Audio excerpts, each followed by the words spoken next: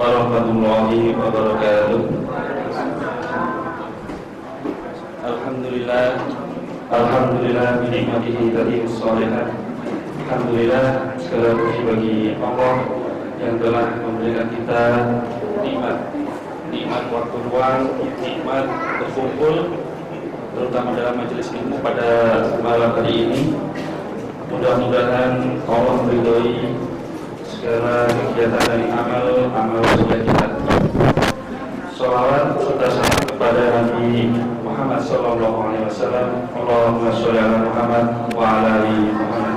Insyaallah pada malam hari ini kita akan mengikuti kajian majelis ilmu dari Ustaz Safa'atul Zaitun LC Al-Hafiz dengan tema spesial Maulid dengan judul insyaallah kisah inspiratif kerasulan Nabi Muhammad SAW. Berikut kami sampaikan kembali CV dari Ustaz Safa'atul Zaitun LC Al-Hafiz. Beliau lahir di Demak 6 Juni 1985, alamat di Kalisari, status menikah dengan 4 anak, pendidikan Fakultas Syariah Libya tahun 2012, dan beliau juga mengajar di Markas Quran. Kepada Bapak Ibu jamaah Masjid Taman Puspa, izinkan saya untuk mengingatkan terutama diri saya pribadi, kemudian kepada Bapak Ibu jamaah sekalian, dalam kajian majelis ilmu pada malam hari ini dimohon untuk senantiasa menjaga adab di dalam majelis ilmu, yang diantaranya adalah yang pertama, kita duduk di dalam majelis ilmu ini kita niatkan ikhlas karena Allah Subhanahu wa taala. Kemudian yang kedua adalah kita mengikuti kajian majelis ilmu pada malam hari ini dengan mencatat faedah-faedah yang didapatkan, dan yang terakhir adalah kita senantiasa menjaga adab ketika kita bertanya. Insyaallah Ustadz akan memaparkan materinya, kemudian dilanjutkan dengan sesi tanya jawab, dan selanjutnya adalah seperti biasa kita membaca doa bersama-sama dengan dipimpin oleh Ustaz Safa'atul Zaitun LC. Kepada Ustaz Safa'atul Zaitun kami persilakan. Tafadhol Mas Ustaz. Assalamualaikum warahmatullahi wabarakatuh. الحمد لله الذي هدانا لهذا وما كنا لنهتدي لولا أن هدانا الله أشهد أن لا إله إلا الله وحده لا شريك له وأشهد أن محمدا عبده ورسوله لا نبي بعده اللهم صل وسلم على هذا النبي الكريم حبيبنا وشفيعنا ومولانا محمد وعلى آله وصحبه ومن تبعهم بإحسان إلى يوم الدين أما بعد قال الله تعالى في كتابه الكريم أعوذ بالله من الشيطان الرجيم لقد كان لكم في رسول الله أسوة حسنة لمن كان يرجو الله واليوم الآخر وذكر الله كثيرا صدق الله العظيم وصدق رسوله الكريم. Jamaah yang dimuliakan Allah Subhanahu wa taala, bapak-bapak, ibu-ibu serta adik-adik sekalian, alhamdulillah di kesempatan malam hari ini kita dikumpulkan oleh Allah setelah sebelumnya diberikan kemudahan melaksanakan sholat isya secara berjamaah. Mudah-mudahan amal ketaatan kita, ya, utamanya sholat isya berjamaah yang tadi kita laksanakan, di mana fadilahnya isya berjamaah dikatakan baginda Nabi sama seperti orang yang melaksanakan sholat malam setengah malamnya. Jadi durasinya setengah malam. Mudah-mudahan segala ketaatan kita diterima oleh Allah Subhanahu wa taala. Amin ya rabbal alamin. Salawat dan salam senantiasa kita sampaikan kepada baginda Nabi Muhammad sallallahu alaihi wasallam beserta keluarga dan juga sahabat-sahabat yang mulia. Jamaah yang dimuliakan Allah Subhanahu wa taala, tema kita pada kesempatan malam hari ini adalah tentang baginda Nabi Muhammad sallallahu alaihi wasallam dan kerasulannya. Pertama-tama, ini kan momentumnya bertepatan dengan Rabiul Awal, Bapak Ibu yang dimuliakan Allah Subhanahu wa taala. Dan biasanya di masyarakat kita ini ada satu peringatan yang sering kita dengar, sering kita sebut dengan Maulid Nabi, ya. Bagaimana sih hukumnya? Saya di sini dulu supaya nanti, karena ketika kita tidak tahu, rentan terjadi, mohon maaf, gesekan di tengah masyarakat. Ya, nanti juga bagaimana kita mencoba mengambil teladan dari baginda Nabi ketika menghadapi perbedaan yang terjadi di kalangan sahabat beliau, ya.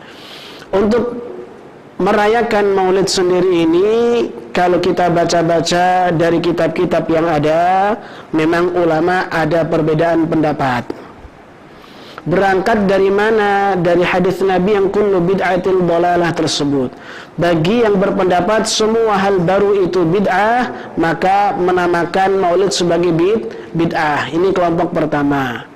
Kelompok kedua, kelompok yang membolehkan pelaksanaan peringatan Maulid selama bisa menghindari atau tidak berisi kemaksiatan-kemaksiatan kepada Allah Subhanahu wa taala. Jadi kelompok kedua memperbolehkan peringatan Maulid selama tidak diisi dengan kemaksiatan. Ada enggak? Ada, Pak Bu.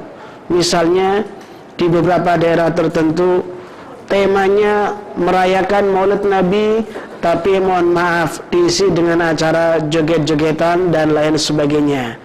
Tentu ini yang dikatakan sebagai bid'ah yang tidak baik. Nah, ulama yang memperbolehkan menyebutkan utamanya ketika dalam peringatan tersebut umat atau masyarakat diajak untuk semakin kenal lebih akrab tentang siapa sih baginda Nabi Muhammad sallallahu alaihi wasallam. Dan inilah DKM kita mencoba menengahi itu semua. Kita datang ke sini bersama-sama untuk mempelajari tentang siapakah baginda Nabi Muhammad sallallahu alaihi wasallam, sekelumit kisah tentang kehidupan beliau yang kemudian kita ambil pelajaran-pelajaran untuk kemudian berusaha kita terapkan dalam kehidupan kita sehari-hari. Karena merupakan nikmat luar biasa ketika Allah Subhanahu wa taala menjadikan Rasul terbaik dari bangsa manusia. Saat orang-orang kafir itu protes, kok Rasulnya dari bangsa manusia, makan minum kayak kita, pergi ke pasar kayak kita, di mana istimewanya? Tapi kita orang beriman melihat itu sebagai sebuah nikmat dari Allah, karena dengan adanya Rasul dari bangsa manusia kita bisa meniru dan meneladaninya. Begitu Bapak Ibu yang dimuliakan Allah Subhanahu wa taala, ya. Terkait dengan baginda Nabi sendiri, untuk kelahiran pastinya kapan? Kalau kita buka kitab-kitab sirah atau kitab-kitab sejarah baginda Nabi, maka kita akan mendapati perbedaan pendapat. Yang masyhur di kalangan kita, yang populer, ada pada tanggal 12 Rabiul Awal. Itu yang populer. Artinya ada pendapat-pendapat lain di sana. Loh, kok bisa berbeda pendapat, Ustaz? Saya membayangkan, ini saya analogi saja, Pak Bu. Kakek saya, nenek saya, bapak saya, ibu saya, karena kebetulan saya dari daerah, dari kampung. Itu kalau ditanya tanggal lahirnya pastinya kapan, umumnya dulu kakek lahir pas peristiwa ini. Nah, biasanya begitu, Pak Bu, ya. Saat Nabi Muhammad sallallahu alaihi wasallam dilahirkan, Orang tuanya kan tidak tahu ini akan menjadi Rasul yang paling mulia. Dicatat, dukcapil dan sebagainya. Tidak ada seperti itu. Seiring berjalannya waktu, bahkan sekelas pamannya beliau, Abu Thalib, ketika hendak mengajak Nabi berdagang ke Syam, bertemu dengan seorang rahib Buhairah, baru dikatakan, bawa pulang ponakanmu. Ternyata yang bisa mengenali ciri-ciri kenabian justru orang-orang yang berpegang teguh pada kitab-kitab sebelumnya. Artinya bahasa kita, ustadz di agamanya masing-masing, yang masih berpegang teguh dengan kitab yang masih orisinilnya. Jadi begitu melihat tanda-tanda pada diri Nabi Muhammad SAW, Abu Thalib ditanya, ini anakmu? Iya. Yang jujur. Didesak, akhirnya dia bukan anakku, dia keponakanku. Apakah dia yatim? Terus didesak, iya. Bawa pulang. Bawa pulang. Karena kalau ketahuan bangsa sebelah, bahasa kita seperti itu, dalam bab itu bangsa Yahudi, nanti ponakanmu dalam bahaya. Karena kita semuanya tahu kebiasaan bangsa Yahudi saat itu, ketika ada nabi yang tidak sesuai dengan seleranya, mereka bukan lagi tidak menaati atau membangkang, tapi tidak segan-segan berusaha untuk menghabisinya. Apalagi Nabi Muhammad SAW di saat itu masih belia, belum diutus menjadi Rasul, tapi sudah ada tanda-tanda. Nah, dari peristiwa-peristiwa itulah kita jadi maklum kok penanggalannya berbeda-beda. Karena ketika lahir, ibunda juga tidak tahu bahwa bayi yang dilahirkannya kelak menjadi Rasul yang paling mulia. Kakeknya juga tidak tahu. Ayahnya tahu enggak? Ayahnya sudah meninggal lebih dulu. Karena Nabi Muhammad lahir dalam keadaan yatim. Seperti itu Bapak Ibu yang dimuliakan Allah. Sehingga kita pas baca buku, kok beda-beda, ini yang benar yang mana? Sejarahnya benar enggak ini? Benar sejarahnya, Nabi Rasul yang paling mulia. Penanggalannya kenapa berbeda? Karena tidak seperti kita. Pas lahir ada akte kelahiran anak-anak saya, anak-anak kita semuanya. Kita kan semuanya ada aktenya Pak Bu ya. Jadi begitu lahir tidak didata. Pada saat itu tidak terdata seperti sekarang. Maka wajar yang diingat hanya peristiwa besarnya saja. Adapun untuk tahunnya perbedaannya sedikit sekali. Makanya hampir disepakati tahun gajah 571 Masehi. Di tahun itu, di tahun kelahiran Nabi, bertepatan dengan usaha penyerangan atau perobohan Ka'bah oleh pasukan Raja Abraha, hingga 571 Masehi ya. Bulannya Nisan, ditelusuri bertepatan dengan bulan April kalau saya tidak salah ingat ya, seperti itu. Ini kenapa kelahirannya kemudian berbeda. Nabi tumbuh di tengah masyarakat yang luar biasa, karena jarak antara Nabi Isa alaihissalam dan baginda Nabi Muhammad sallallahu alaihi wasallam ini kan masa-masa yang disebut dengan fatrah. Masa fatrah. Bahasa sederhananya kekosongan akan seorang rasul atau nabi. Jadi setelah Nabi Isa diangkat oleh Allah Subhanahu wa taala, barrafa'ahu Allahu ilaihi. Ayat Al-Qur'an menjelaskan Nabi Isa diangkat oleh Allah Subhanahu wa taala. Jarak antara setelah Nabi Isa sebelum Nabi Muhammad tidak ada nabi yang lainnya. Itu berdasarkan hadis yang sahih. Jadi jarak antara Nabi Isa dan Nabi Muhammad disebut dengan zaman fatrah tersebut. Mohon maaf, kalau kita bicara sejarah, memang kadang-kadang jumlah tahun berapa itu rentan terjadi perbedaan. Kita buka di tafsirnya surat Al-Maidah tersebut, ada yang berpendapat jarak antara Nabi Isa dan Nabi Muhammad 600 tahun. Ada yang berpendapat 560 tahun. Ada yang berpendapat 530 tahun. Ada yang berpendapat 430 sekian tahun. Tapi dari sekian banyak pendapat, yang paling kuat menurut ahli sejarah adalah yang sekitar 600 tahun. Di masa fatrah ini pun nanti menjadi problematika tersendiri Bapak Ibu yang dimuliakan Allah. Kita kan sering mendengar, mohon maaf, pertanyaan-pertanyaan sebenarnya nggak ada kaitan dengan kita. Apa pertanyaannya? Orang tua Nabi di surga apa di neraka sih? Kan begitu seringkali ditanyakan seperti itu. Kadang kita bingung.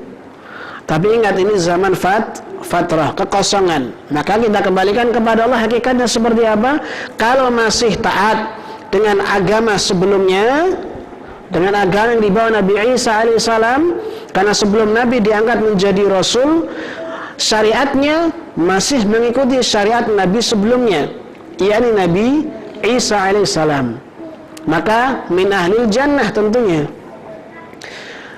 Tapi apabila misalnya bagi kelompok-kelompok yang menyeleweng, sudah menyembah berhala, Nabi Isa juga hanya memerintahkan kepada umat-umatnya agar hanya menjadikan Allah sebagai Tuhannya. Sebagaimana banyak disebutkan di ayat-ayat Al-Quran. Al-Maidah menyebutkan, Maria menyebutkan, bahkan mengatakan Ana Abdullah, saya hambanya Allah subhanahu wa ta'ala, secara jelas dan tegas di situ. Nah, maka di zaman fatrah ini, ketika yang masih mengikuti agama Nabi Isa alaihissalam, maka min al-jannah. Sebaliknya, yang sudah mulai menyeleweng, nyembah berhala sebagainya, dan ini banyak sekali ternyata. Inilah yang menjadikan baginda Nabi gelisah. Sebelum diangkatnya Nabi menjadi Rasul, itu situasi sosial agamanya luar biasa berantakannya. Di antara sosial, mohon maaf ibu-ibu, sebelum agama Islam datang, perempuan itu seperti komoditi, bisa diwariskan, mohon maaf, bisa diperjualbelikan. Bahkan sebelum Islam datang, apabila ayah meninggal, mohon maaf, istrinya ayah yang notabene sebagai ibu itu bisa diwariskan dan berganti status menjadi istri atau mungkin apanya anaknya.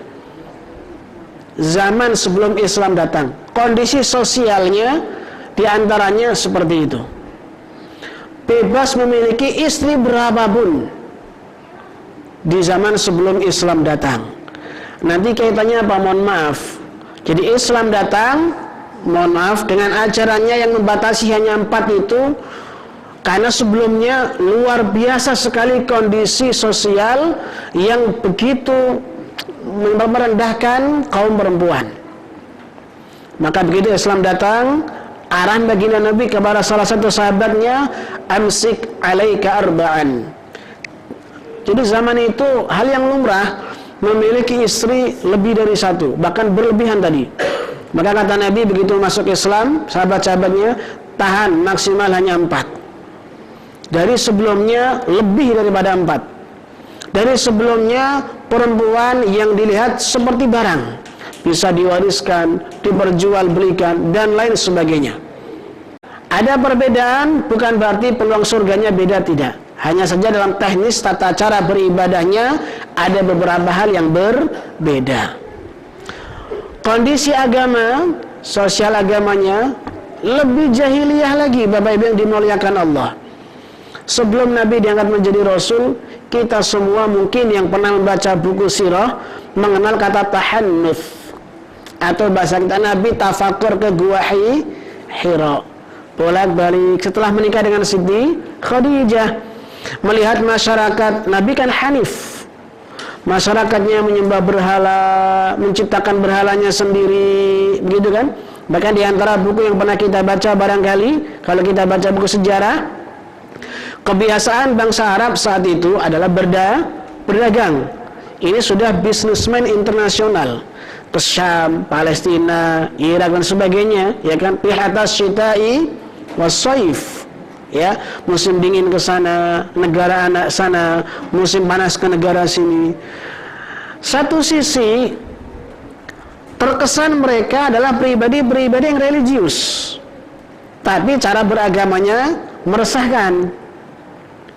Mereka, kenapa bisa dikesankan religius? Mereka selalu ingat Tuhannya, tapi Tuhan yang mereka buat sendiri. Nah, maka di antara buku yang pernah saya pelajari dulu ketika di madrasah adalah, jadi mereka selalu menyertakan kehadiran Tuhan mereka di setiap perjalanannya, membuat model miniatur Tuhan yang mereka sembah dari bahan makanan, roti dan sebagainya, begitu ya. Ikut di perjalanan yang antar negara ini, begitu kehabisan bekal, lapar, Tuhan, iya betul, Tuhan yang patung kecil bahasa kita begitu, yang mereka buat dan mereka pertuhankan malah dimakan. Ini diantara gambaran jahiliyah berantakannya beragama pada masa itu. Jadi berhala di sekeliling Ka'bah ini dari zaman Nabi Ibrahim. Ini luar biasa banyak, menyembah sana. Jadi ada patung utamanya, ada patung miniatur yang bisa dibawa kemana, melambangkannya seperti itu.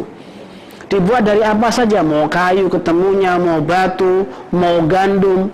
Nah, yang dari bahan-bahan makanan ini, kalau pas ketemu lapar nggak ada lagi yang dimakan, Tuhannya dimakan. Ini bentuk, maka dikatakan jahiliyah. Nabi Muhammad sallallahu alaihi wasallam melihat ini gelisah. Miras di mana-mana, judi di mana-mana, perempuan direndahkan sedemikian rupa, cara beragama yang tidak ada aturan mainnya begitu berantakan, sampai logika pun tidak bisa dipakai. Mana ada Tuhan dimakan, kan begitu. Maka Nabi sering kali ketika sudah sampai pada titik nadir kegelisahannya, memilih mengasingkan diri ke Gua Hira. Sekali bekal habis, pulang lagi. Nah, ini alhamdulillah punya istri yang solid, support habis, suaminya gelisah disupport. Nah, ya. Nah, sampai beberapa kali, sampai akhirnya Allah mengutus malaikat Jibril. Dapat wahyu, Iqra bismi rabbikal ladzi khalaq. Diangkatlah Nabi menjadi Nabi, diangkatlah Nabi menjadi Rasul. Qum fa'anzir